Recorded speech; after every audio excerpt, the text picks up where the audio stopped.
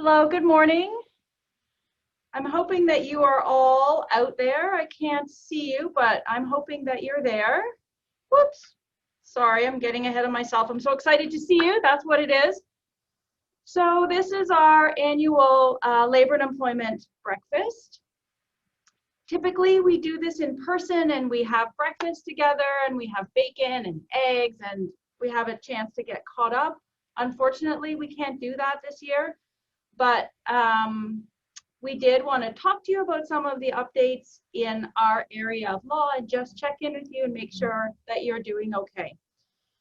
If you have any questions, you should be able to use the chat function. I will monitor those questions and we should have time to answer at least some of them. This is our 11th year doing this. This year we are staying away from the C word. So if anybody on our panel says the C word, they will get in trouble. We're also staying away from the number that is 1 above 18 and 1 below 20. So you shouldn't hear that from us either. I'm super happy this morning to have with me members of our group. Plus we have a special guest from Cunningham Swan's business law group. That's Mike Brown. So Mike should be on your screen.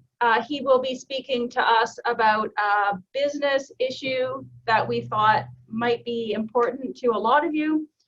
Also with me this year is Liam McMonigal. Liam should be on your screen. Liam is a new addition to our labor and employment group. Some of you will have worked with Liam already, and for those who haven't, I'm sure that you will enjoy working with him and meeting him. We're really glad that he's joined us. So the old folks that are still around, Alan White is here with me today, Greg Dobney is with me, and Kaylin Ingram is with me as well, and you'll be hearing from them. So without further ado, we might as well get started. First topic is mine, and I'm going to talk to you about incentive payments. So typically these are, stock options, bonuses, those types of things. And although we don't encounter them all of the time, we do encounter them on a regular basis, especially around when an employee is being terminated. So there are certain rules and limitations that pertain to incentive payments and whether as an employer you owe these payments to an employee at termination. So generally, we know that termination entitlements are typically everything that the employee would have earned during the notice period. So all of the different types of sushi on that board, that would be what the employee would be entitled to at termination. And when we talk about the notice period, often we're talking about the notice period under the Employment Standards Act, but we can also be talking about reasonable notice under common law if you don't have employment contracts or valid employment contracts that limit employees to the Employment Standards Act. So the Employment Standards Act, which sets out minimums that all employers have to meet, have certain rules around what has to be provided to an employee during a notice period. So you can't reduce the employee's wage rate, you can't alter any term of or condition of employment, and you have to continue to make benefit plan contributions. But I want to focus for a minute on that you can't alter any term or condition of employment. What does that mean? That actually gives us some flexibility. So can a term or condition of employment exclude specific items, such as incentive payments? And the answer is yes. So at termination, it is possible to take components of compensation off the table or take them off the board. That being said, it's difficult.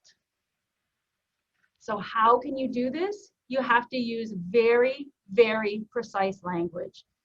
And we see employers using different types of language, and we see that language being challenged in the courts. And that gives us an idea about what type of language will work to exclude these payments and what type of language will not work. So I'm just going to give you some examples. This was a decision coming out in 2019, O'Reilly versus IMAX. Mr. O'Reilly, Larry, he was very high up in the IMAX organization. He did not have an employment contract, but he did have a stock option plan. And that stock option plan said that those options would cease to vest and any unvested stock options were to be canceled immediately as of the date of termination. IMAX terminated him and said, you can't get your stock options. He challenged them in court, and the court said to IMAX, no, you are wrong. And the problem here was that the date of termination was vague. Is that the termination, is that the date on which notice was given? Is that the date of termination under the Employment Standards Act? Or because he did not have an employment contract, was that the end of the reasonable notice period? So that language failed. Similarly, just last month, we saw a similar decision where this individual, Matthews, David, he worked with Ocean Nutrition. And Ocean Nutrition, there was always a possibility that Ocean Nutrition would be purchased by another company. And so the employer built in incentive payments upon the sale of Ocean Nutrition because they wanted the employees to continue to contribute and to cause Ocean Nutrition to be of more value at sale. So there were incentive payment agreements, and those agreements said that the employee would get an incentive payment unless they ceased to be an employee, regardless of whether they stopped being an employee because of resignation or termination, and regardless of whether any termination was with or without cause. This, again, was not sufficient to deprive Mr. Matthews of that incentive payment. The court determined that he was entitled to 15 months of reasonable notice. The sale occurred 13 months out, and the court said that language isn't enough because even in a without cause termination, that date, the entitlement date, is unknown. So that language is not specific enough. Happily, though, we do have language that works. This came out in July. This was, again, a stock option plan. And this language says that stock option participation is terminated if the employee is no longer providing services to the company, and regardless of whether that termination was invalid or unlawful.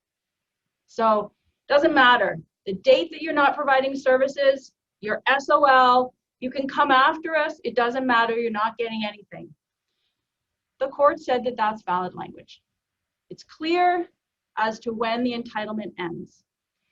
This language, interestingly, is similar to language that we saw back in the 90s.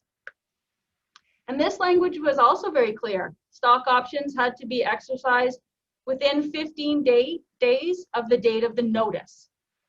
So you might have working notice or pay in lieu of notice after that. You might have common law reasonable notice, but the date that we tell you you're gone is the date that your stock options have to be exercised. Can't be beyond. So it's interesting that we have old language that we still see it being validated today. Back to that decision, although the court said, yes, that language is valid, the court said, but we're not going to enforce it because that language had not been specifically brought to the employee's attention. So just underscores that contractual language is primary, but then there are those other softer things around it, right? Making sure the employee is aware of the language. If you're imposing the language later on in the employment relationship, making sure that the employee receives something in exchange, so receives consideration. So takeaways, have good employment language, so have good language that talks about when you're entitled to these incentive payments, when you are not. Bring that language to your employee's attention. And if you impose that language partway through the relationship, make sure that you provide the employee with consideration or something in exchange. That's it for me. Next up, I think, is Mike. All right. Well, thank you, Andrea. I'm just going to share my screen here with everyone. Okay. Again, thank you, Andrea, and good morning, everyone. I'm excited to be here with everyone this morning. As Andrea had mentioned, I am in the business group here at Cunningham Swan, corporate commercial law, and I'm going to speak with you all today a little bit about your commercial contracts and some things to think about or some tools to look at to limit your risk and your liability exposure under these contracts. Because really, at the end of the day, a commercial contract is just that. It's an allocation of risk and liability in addition to those benefits that come out of commercial contracts, whether you're getting a product or a service under that contract or paying for it. And so it's really important to understand where your risks and your liabilities lie. So some of the items I'm going to talk about today, there's many out there that we could talk about, but for the sake of this presentation, I'm going to be talking about written contracts in and of themselves and why those are a tool to limit your risk. I'll also be talking quickly about limitation of liability clauses, indemnification clauses, say that word 3 times fast, and a couple others quickly on insurance and force majeure clauses. So written clauses or written contracts. Let's take a step back for a second and what makes a legally binding contract in play here. And so there's a few key parts to a legally binding contract. You have to have an offer, you have to have an acceptance of that offer, and then you have to have consideration exchanging hands. And typically that consideration is some sort of dollar value in exchange for a product or a service. And as long as you have those 3 primary terms in the contract, you have a legally binding contract. And so once you have that legally binding contract, you're automatically exposed to risks and liabilities. In addition to those benefits of either that product or the service or the consideration, the money coming your way in exchange for those products or services. So legal agreements can be formed in many different ways. You primarily have your written agreements and your oral agreements. Written agreements, I would always strongly recommend and advise clients to have agreements down in written agreement form. But it's also important to understand that a written agreement is not just on a piece of paper, either hard copy or digital form. A written agreement can actually be done by email or even by text. Never, never, never do a written legal agreement that'll bind you by text at the very worst, and stay away from email when you can as well. Reduce everything you can, all your negotiations, all the terms that you've agreed to a written piece of paper, document, again, either by hard copy or in digital form.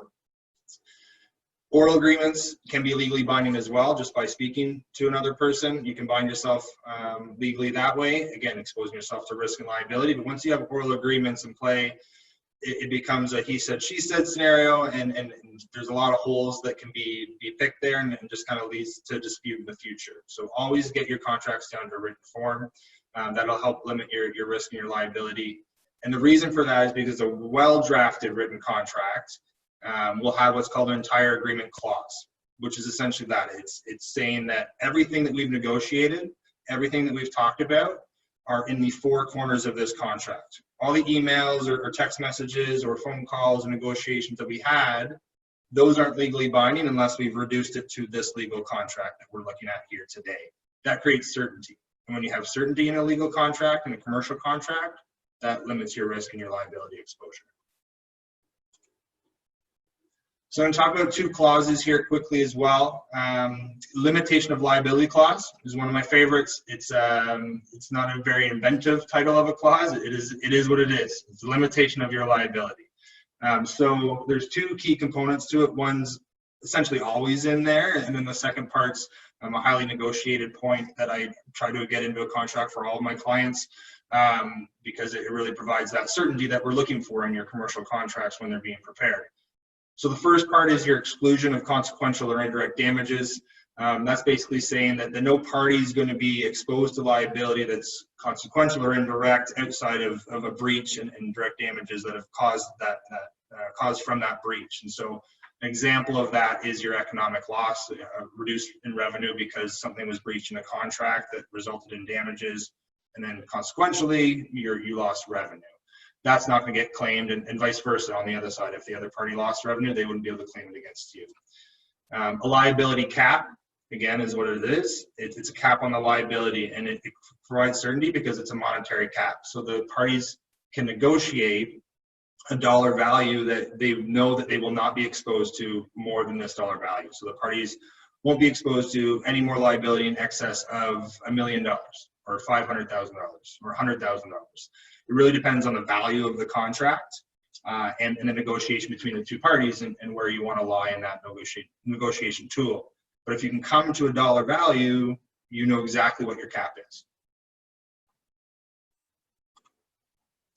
Indemnification clause, another great tool to use. Essentially, this one is it's a transfer of risk to the person who's really at fault for a breach of the contract. It's also known as a make-whole provision. And when you indemnify someone, you're basically saying that you are promising to make them whole for a loss that they've suffered because of something that you've done. So example, if you have party A and party B breaches the contract, party A suffers direct losses and damages because of that breach. Party B is promising to make party A whole for the value or the amount that they've suffered, the loss that they've suffered. So it's kind of a stop to litigation, if you will. And so if you didn't have this indemnification clause, presumably you could probably pursue them in court if you wanted to, depending on the facts and the circumstances surrounding the situation. But it's essentially a litigation stop where you're probably, I've suffered a loss with you. I'm promising to make you whole for that loss. And just quickly, two other ones here. Other tools to use. We have insurance. You can get insurance for many things out there. There's a lot of insurable risk that you can insure for. Evaluate your organization, evaluate your company, determine what insurance is appropriate for you, and obtain that insurance. That'll help limit your risk. A well-written contract, and I stress the well-written contract because there's a lot of bad contracts out there that are ambiguous and not written well. So a well-written contract will help against your uninsurable risks. You can obtain insurance for your insurable risks. A force majeure clause is a clause that essentially will limit or relieve a party from their obligations under a contract in the event of an unforeseen event. Example of that being a hurricane or another natural disaster that a person wasn't able to perform their obligations. You're relieved of that, most likely temporarily, but that's another risk mitigation tool. So with that, that's my presentation on commercial contracts. And like I said, they will come across your desk, whether you're in the public sector or in the private sector. They will come across your desk, and it's important to understand your risk and liability under those contracts. So with that, I will leave you. I'm going to pass it off to our colleague, Leland McMunagel. Hopefully I didn't butcher that name. I apologize. Newest member of our team. Excited to have him here, Cunningham Swan, and he's going to talk to you about some labor employment issues. Thanks, Mike, and you did great. Good morning, everyone. My name's Lee McMonagle, and excuse me here, I'm just going to share my screen. So today I'm going to be talking to you a little bit about the duty to accommodate in the context of commuting to work. As I'm sure many of you are, I am deeply disappointed by the lack of coffee and muffins in this year's webinar, or seminar, this year webinar. But more importantly, I'm just disappointed that we didn't get the chance to meet each other in person. Until then, I'm just going to continue speaking into the void, and I genuinely look forward to meeting all of you in person soon enough. So 2020 saw at least two, and some would say only two, interesting arbitral decisions on commutes to work. I think both decisions are really helpful in drawing the line between employees and employers' duties and entitlements in the accommodation process, specifically in the context of workplace transfer requests. As a preliminary note, I should clarify that while both decisions do involve unionized employees, their claims relate to alleged violations of the Ontario Human Rights Code, and so the reasoning in these decisions applies more broadly to non-unionized multi-site employers as well. Before jumping into the cases, though, let's just orient ourselves a little bit.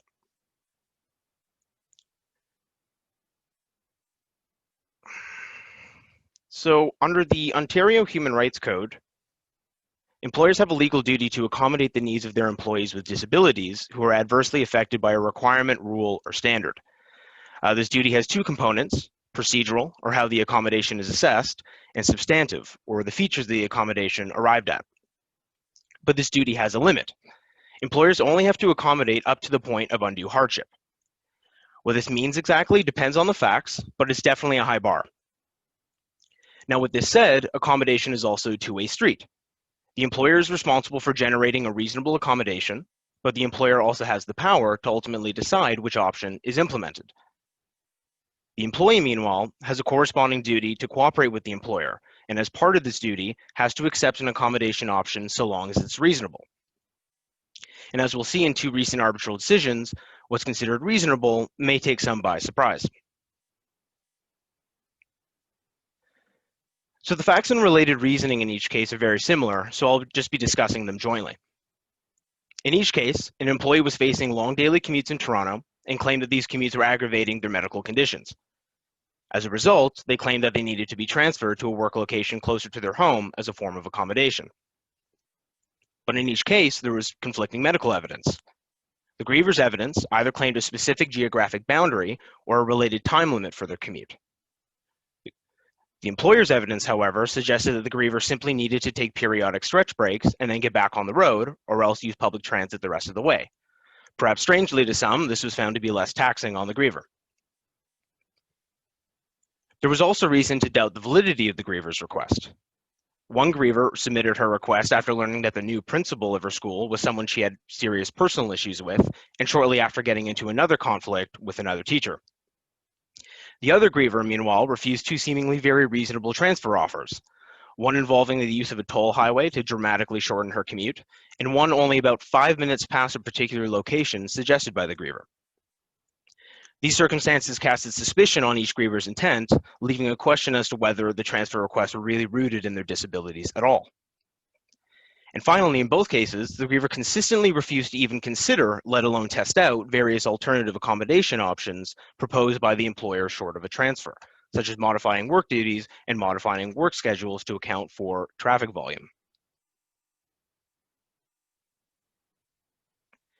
So given the similar facts in each case, it's no surprise that both decisions build on each other, with the second actually applying the reasoning of the first and expanding on it a little bit. Both decisions confirm that an employee's commute can indeed amount to a discrimination regarding employment, where the disability renders the commute a barrier to work. But in each case, the arbitrator found that the adverse impact on each griever caused by the commute wasn't really the result of their disability. Instead, it was the result of the griever's personal choices, such as refusing to take a toll highway, moving further away from their workplace, the timing of their commute, the desire to avoid interpersonal conflict, and insisting on a particular workplace location.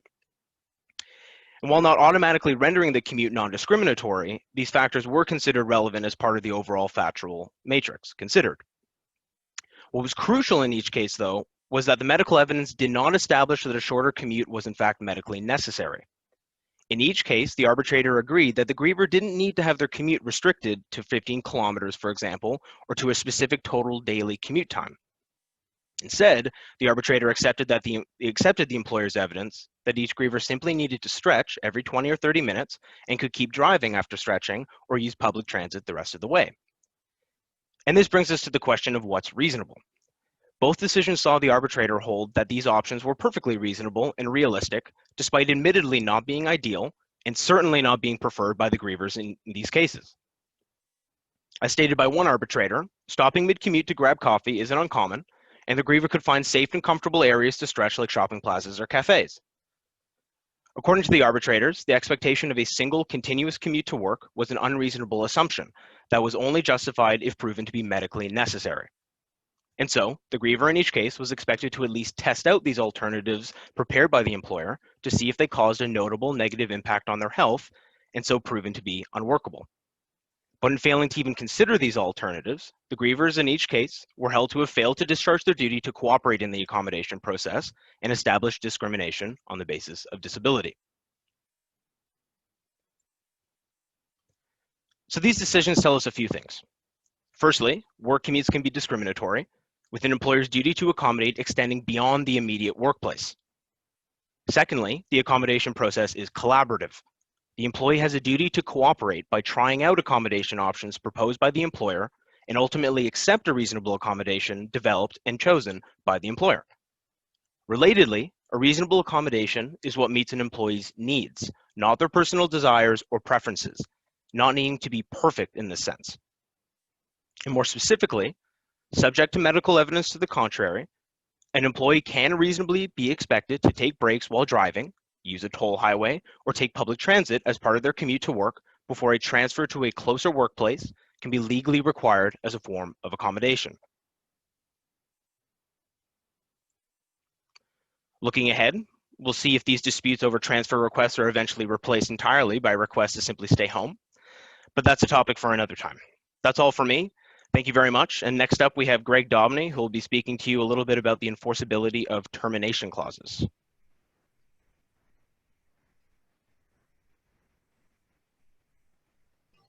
All right, thanks, Liam.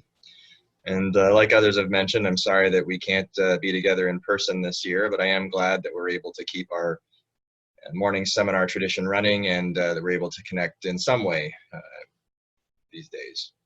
So as Liam just mentioned, I'm going to be talking a little bit about a different kind of new normal, and that's the recent judicial trend of voiding termination clauses. And we're a few days past Halloween, but brace yourselves because these are a little scary.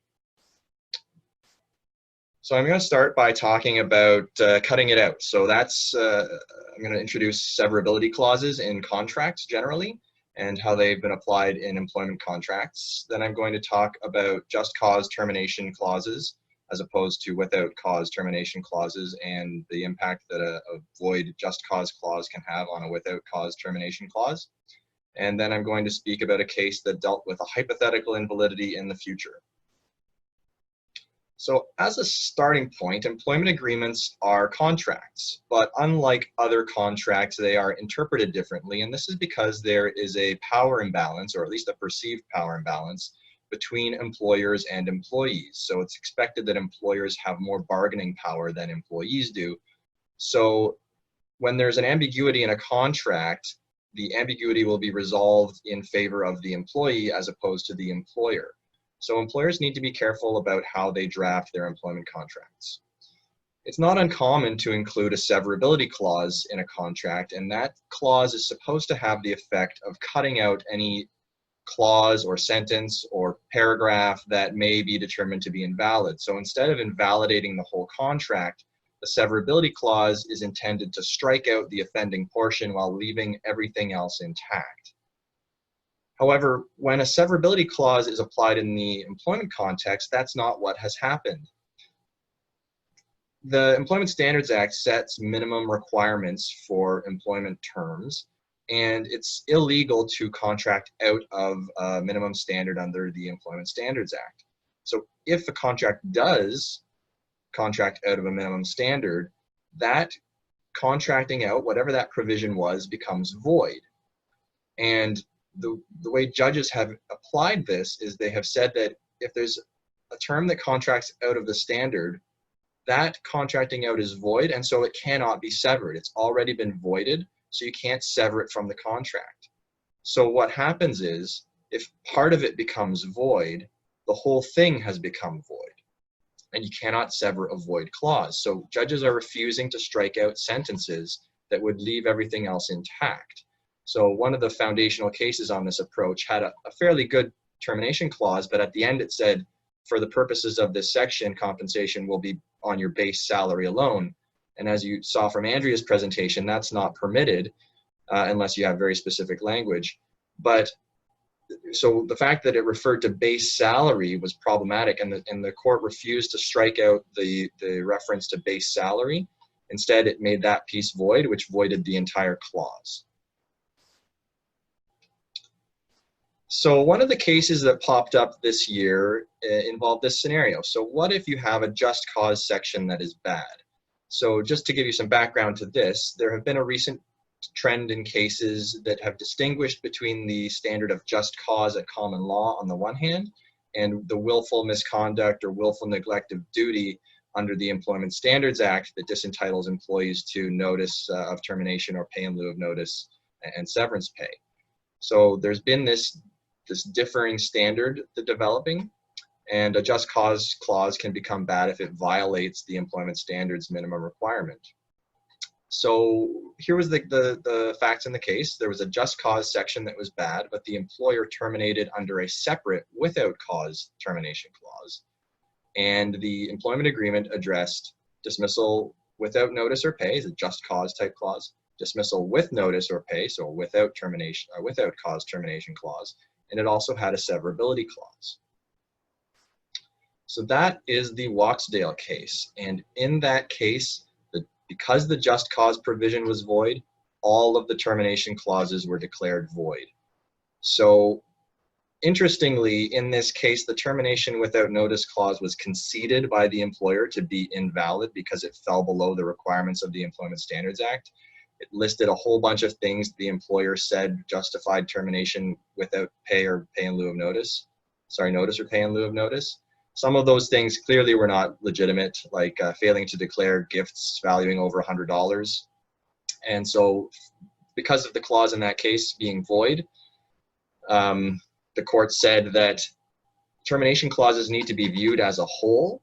And even though the without cause clause was fine on its face and the employee was terminated without cause, the invalidity of the just cause clause made the without cause clause invalid as well. And that meant that the employee was entitled to reasonable notice at common law instead of the Employment Standards Act minimums that were set out in the without cause termination clause. The next case that I want to talk about is a hypothetical invalidity in the future. So these cases involve having termination clauses that are valid at a certain period of time, but in the future they won't be. So there have been cases in the past on this item, but they've dealt with cases such as you say you can be terminated with 4 weeks notice. Well, as long as a person's been there for less than 4 weeks, that might be valid. But as soon as they go over 4 years of, they've been there for 4 years, it would be okay. But once they get to 5 years of employment, then it would be invalid because it would fall below the minimum standards. We've also seen this principle applied where contracts talked about or didn't mention severance. And although the employer didn't qualify for severance at that time, they may in the future. So we have seen this approach applied before, but a recent 2020 case extended the application of this principle. So in 2020, we had the Rutledge case. And in this case, the employee was employed as a construction employee, and certain construction employees are exempt from certain minimum standards under the Employment Standards Act, including the right to notice or pay in lieu of notice of termination. The without cause termination provision said you aren't entitled to notice or pay in lieu of notice because of the nature of your job. But in interpreting this, the judge said, well, this employee might not always be a construction employee. And so hypothetically, in the future, this employee may not work in construction and may be entitled to the minimum standards under the ESA. And on that basis, this termination clause is void. And on a second side, the contract also did not talk about severance, and construction employees are not exempt from severance obligations. So if the company hypothetically grew such that it met the threshold to need to pay severance pay, then the contract would hypothetically become void in that future scenario as well. So on those two bases, the termination clauses were voided and the employee was entitled to common law reasonable notice. So these are some scary cases for employers, and I will mention that in the Walksdale case, the more concerning of the two, it was a Court of Appeal decision, but leave has been sought to appeal that decision to the Supreme Court of Canada. We don't know yet whether the Supreme Court will hear that appeal, but we're hopeful that they will, and they'll address the issue of whether or not a void just cause termination clause will impact without cause termination clauses. But here are some takeaways for now. One, review your contracts regularly. The law is changing, and as these cases demonstrate, they can change significantly. So make sure you review your contracts regularly so that the changes can be kept up with. Secondly, we're learning to keep it simple. Don't list things that you think are going to be just cause for termination, because if you list something that isn't, that can work against you. Similarly, in without cause termination clauses, don't list everything that the employee is going to get and say they get nothing more. If you draw a circle around the entitlements that you've listed in the contract, that eliminates the ability to imply that something else will continue. So we're seeing that employers' efforts to try to express to employees what they're going to get is actually working against the employers in the end.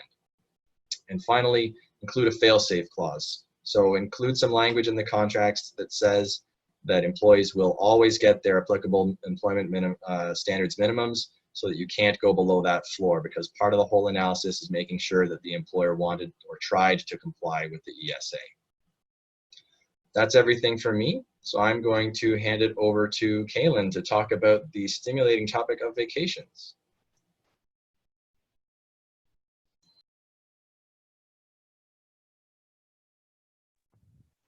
Good morning, everyone. I'm just going to try to screen share here.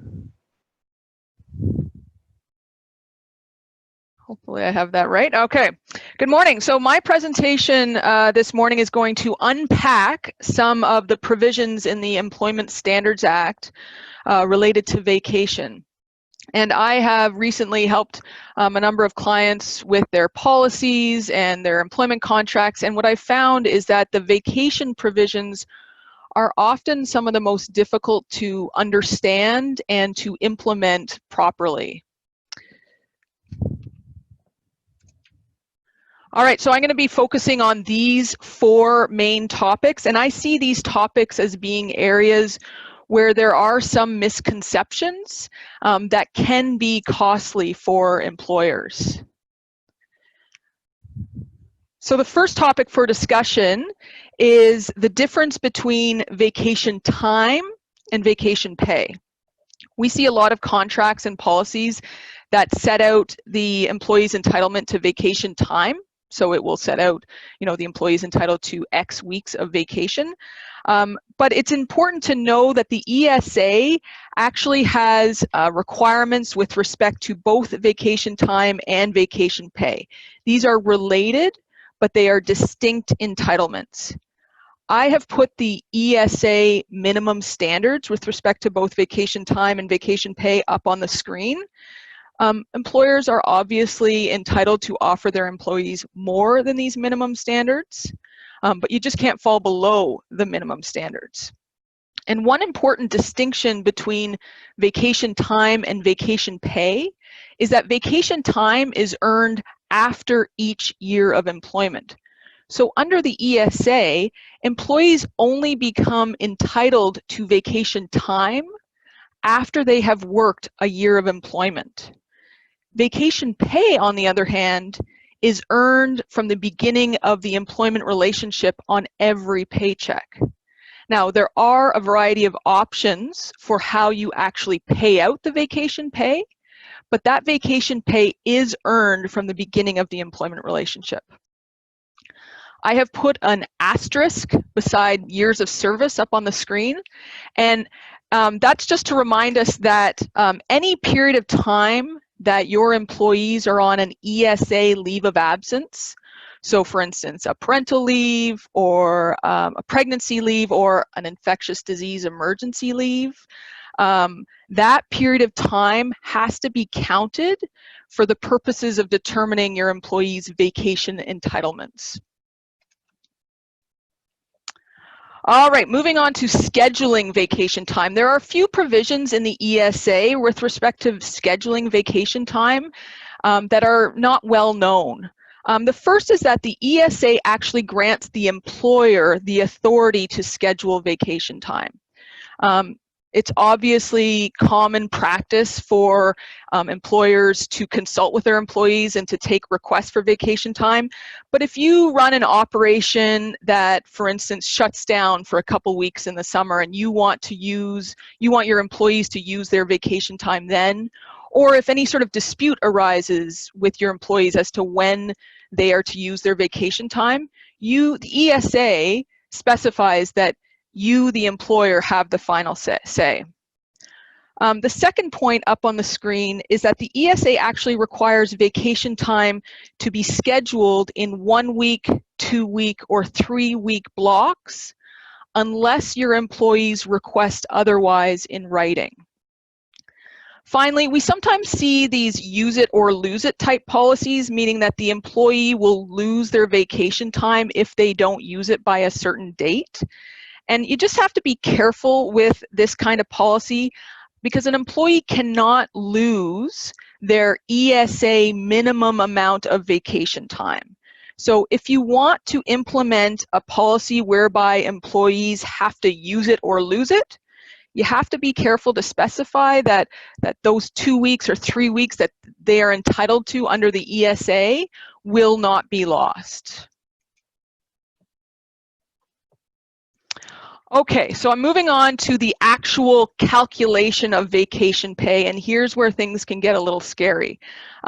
Under the ESA, vacation pay is a percentage of wages, and wages is defined in the ESA to include non-discretionary bonuses, overtime pay, commissions, termination pay.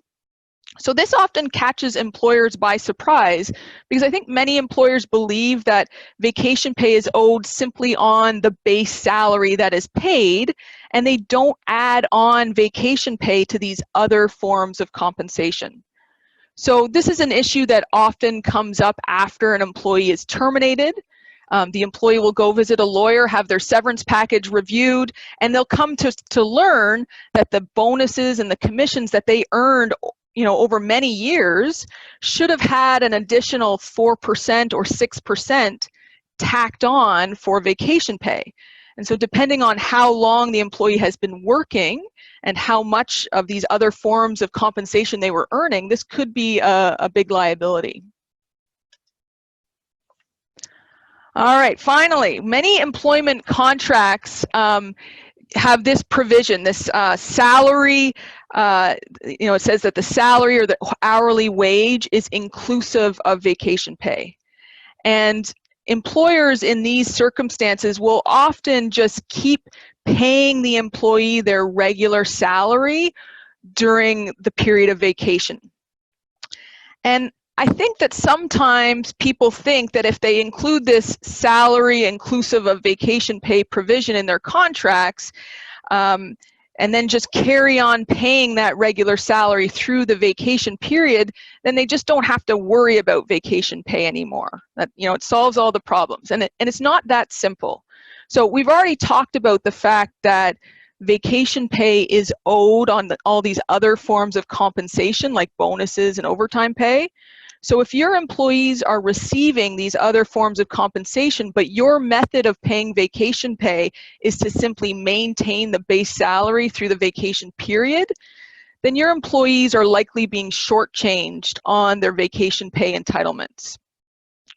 One question I would ask is whether your employees are actually using their vacation time. Because if you're just carrying on paying the regular salary through the vacation period, but the employee doesn't actually use their vacation time, which is a problem in and of itself, then the employee won't have received their vacation pay. So this is a claim that, again, it often comes up after the employee is terminated. The employee will say, well, I never took any vacation time, and therefore I never got my vacation pay. And the employers won't have the records to refute this. And that brings up another important topic, which is record keeping. So the ESA has very specific requirements with respect to maintaining records of vacation pay and vacation time that's earned and used by each employee. So I do get worried sometimes when I see a provision like this, salary inclusive of vacation pay, because I wonder whether the employer is keeping records of the amount of vacation time and pay that has been earned and used and paid out, and whether the employer is just sort of relying on that provision to sort of solve all their vacation pay issues. So a provision like this, salaries inclusive of vacation pay, it's not on its own illegal.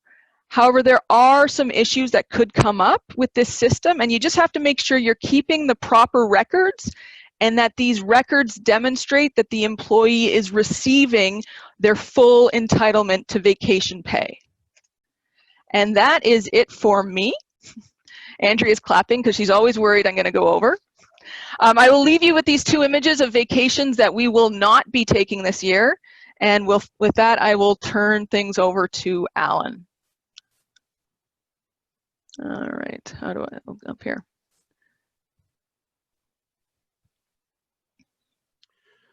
Good morning.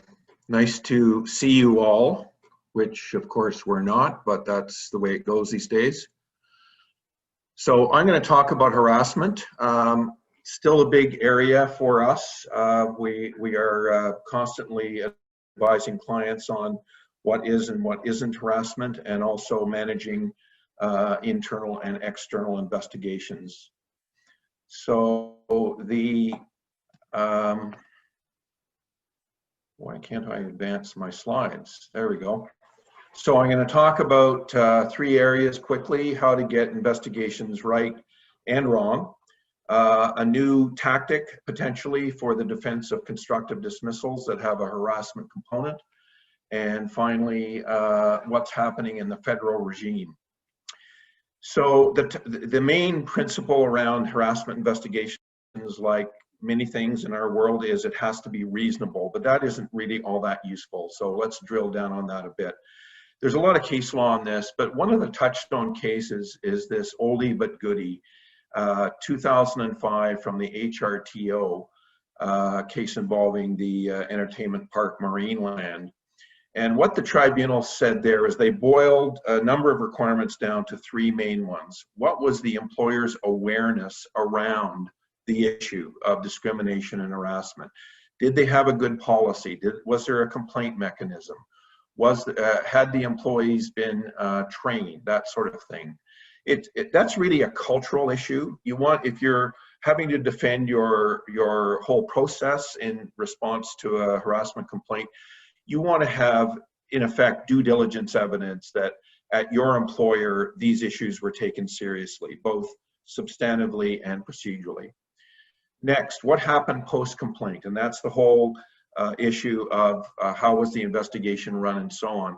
But what I've noticed is that often the focus is very much on the respondent, and the complainant / victim, the person that brought the complaint forward, is almost forgotten in the process. So make sure that you are balanced in your handling of both the complainant and the respondent. Don't forget about the complainant. And finally, once the investigation's over, and let's say there's been a finding and perhaps discipline has been imposed, don't just leave it at that. Like have someone monitor the situation in that department as between the 2 employees affected, if they're both still there, and just make sure that the situation has returned to what you might call a healthy environment. So those are good principles to keep in mind as you're working through any harassment situation. We like to talk about some of the recent cases. So here's 2 court cases and an HRTO case. So in the Saskatchewan case, this was a school principal who was demoted by the school board because he'd been involved in some bullying and harassing of students and staff. They frankly screwed up the process. They didn't give him sufficient particulars or full particulars of what was being alleged. They didn't give him a full opportunity to respond, which is absolutely critical in any investigation process. And they didn't even give him full reasons as to why they were demoting. So what happened was he was reinstated in the circumstances. There was no back pay on that one. The next case is a case involving the Cooksville Hyundai dealership. This was serious harassment. This was sexual, and it involved touching. In fact, it was an alleged incident in a hotel room between the female subordinate and the male superior, and some sexual touching was alleged. This was given to the HR manager for the dealership or the group of dealers that owned Cooksville Hyundai. And this person, although she was called an HR manager, did not do a very good job. To sum it up, she never interviewed the complainant. She asked the complainant for a full statement in writing of what was alleged about the sexual touching and so on. She got that, talked to the alleged harasser, the male, and within half an hour rendered a decision. So clearly not a lot of time for due consideration, not a lot of time for witness canvassing and everything that a good investigator would do. So that cost that dealership partially, not entirely, for the flawed investigation, 55 grand. And then finally, a unionized case involving OPG. This was a unionized employee who got into sort of a flirting, somewhat sexual relationship with a summer student. And again, a poor investigation, which resulted in the grievance being allowed. He had been terminated. Grievance was allowed, the termination set aside, reinstated with back pay subject to a 30-day suspension. So a pretty big loss for the employer. And some of the issues there involved, again, not sharing properly the full allegations against the respondent. It's absolute, job number one in any good investigation. So moving to the second area, there were amendments to the WSIB legislation in January of 2018, which expanded the entitlement, which used to be limited to traumatic mental stress. Now it's extended to chronic mental stress.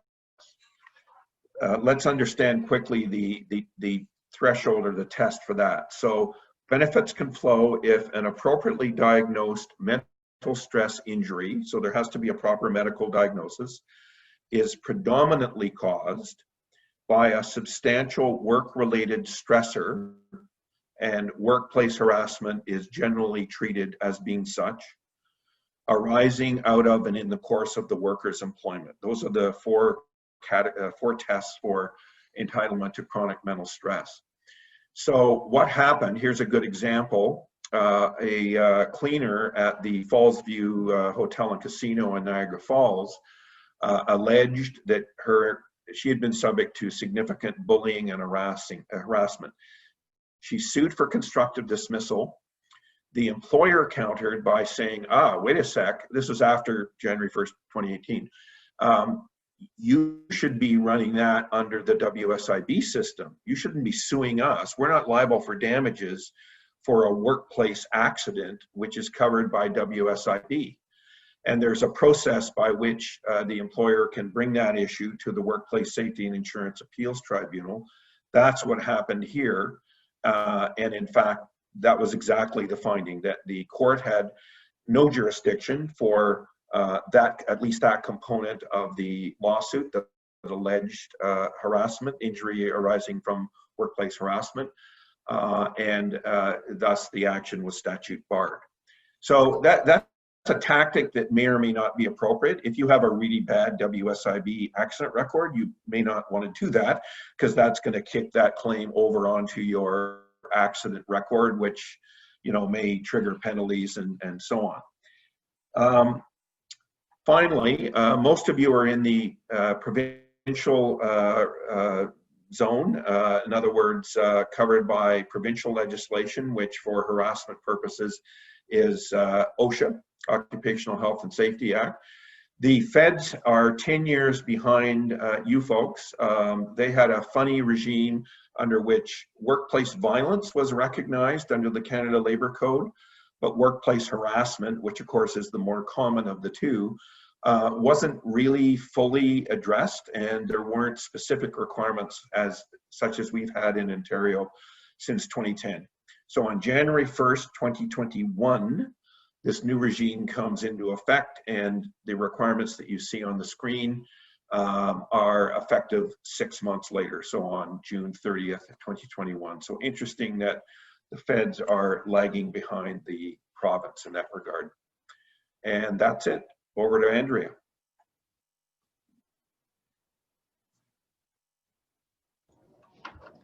Thanks, Alan.